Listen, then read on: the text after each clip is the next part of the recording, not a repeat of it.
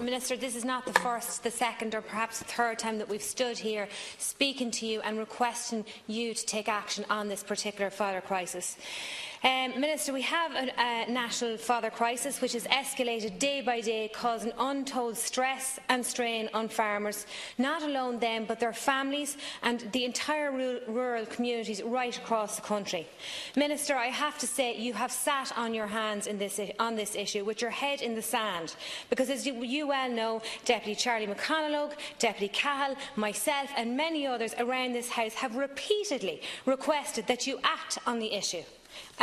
But you have failed to listen to us, Minister, which means you have failed the farmers who are at the coalface of this issue right across the country.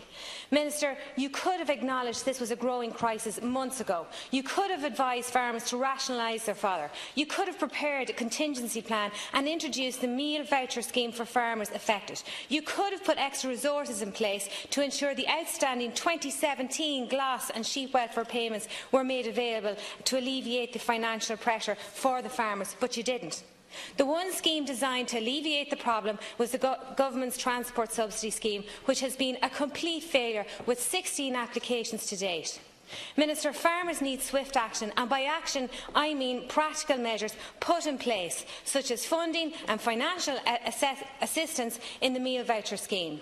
You must acknowledge that the transport subsidy scheme has actually had the reverse effect and increased fodder prices to 4 times and perhaps 5 times, as I know was acknowledged here, the actual price. We need to see a fodder action group because, as you know, Minister, this is the second time that farmers have been affected by this over the last 5 years. We must take cognizance of that and we must act on that and not ignore a national crisis, Minister.